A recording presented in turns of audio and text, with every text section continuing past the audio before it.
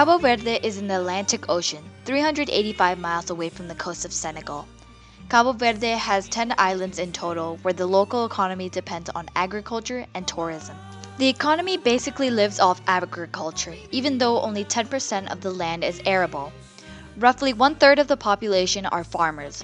The islands produce bananas, corn, beans, sugarcane, coffee, and some fruits and vegetables. Cabo Verde has many natural hazards. Since it's made up of islands, it gets a lot of floods, droughts, and many volcanic eruptions because of its 4 volcanoes in Cabo Verde. These natural hazards can impact arable land because when a flood happens, in this case a lot of times, it damages the already planted crops and sometimes leaving the land barren. The life expectancy at birth in Cabo Verde was found out to be 73 during 2014, which is really good since the average life expectancy at birth around the world is 71. Also, infant mortality under the age of 5 is 22 during 2012, which again is really good since the average infant mortality is 33 around the world. If there is a low number of infants dying and the life expectancy is high, then there must be a good health in Cabo Verde, meaning its citizens are healthy since they get to live long lives according to life expectancy. This is also a positive thing because if the population increases, then the GDP will increase too, which will bring more opportunities to people to get into jobs and have an education, which will eventually make the country closer to becoming a developed country. The GDP per capita in Cabo Verde is $3,767 according to this graph during 2013, which compared to the average GDP in the world, in this graph, it is shown to be $13,460, which is really low, which is not surprising to me since Cabo Verde is our islands. It doesn't have that much resources to produce products other countries need. The HDI in Cabo Verde is 0.648, which is more than half of the highest score, which is 1. Also, the HDI rank for Cabo Verde is 122. The crime in Cabo Verde is high. Since there is capital punishment in Cabo Verde for ages 16 and above, the crime rate have been increasing throughout the years, mostly performed by the under 16s. This is because organized crime uses youngsters used under 16s to perform crime for them to avoid capital punishment. Crimes such as pickpocketing, burglary, and armed robbery. Cabo Verde's school expectancy is 13.5 years, which is good since people will get to be educated to help the country grow and become sustainable for the future.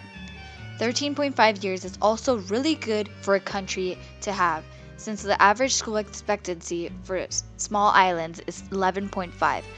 which shows that the number of unemployment and poverty will go down. Also, the life expectancy will go up because they have the proper knowledge to get a good job to provide for themselves or their family, since they are getting a good education for a good job. The total amount of adults who know how to read and write in Cabo Verde is 87.6%. Cabo Verde's absolute poverty has 30% of its citizens below the poverty line. The World Bank estimates that 14% of the population is living in extreme poverty. Because of this, the government of Cabo Verde is dependent on getting international aid to maintain balance. The inequality percentage is 50%, which should be lower in terms of making the country more developed.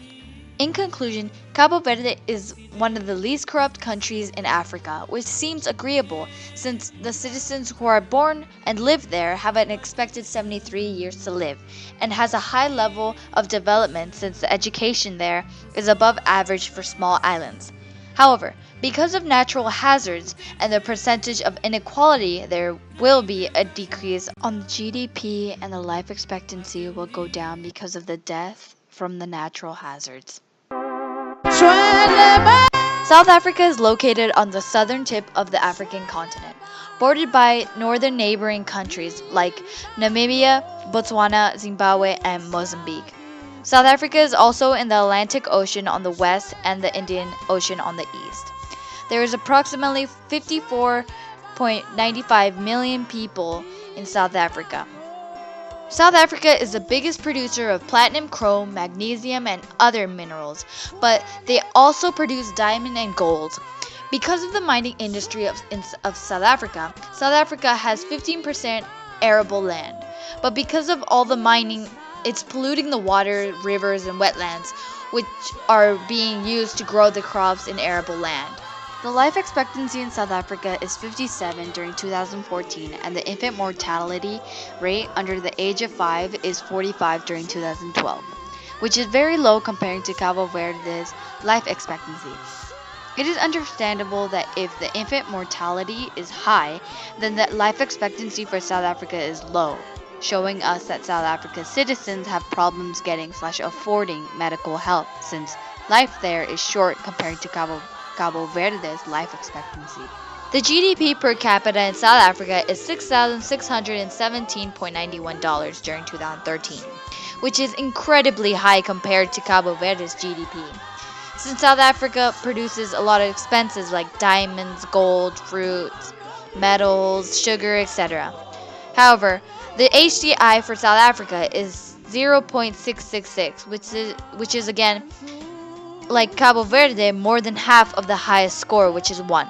Also, the HDI rank is 119, which is higher than Cabo Verde. South Africa is a country with poor health and a big GDP per capita. But because there is a low age number for life expectancy, that means that the country isn't that developed and safe. And the opposite of that in a country would be having a higher life. To sum up, South Africa and Cabo Verde are similar in terms of human development since they are both classified as medium human development according to the UN. I agree where they were placed in the HDI because they both had something the other didn't. At the end, South Africa had more important factors like the GDP to become a more developed country than Cabo Verde.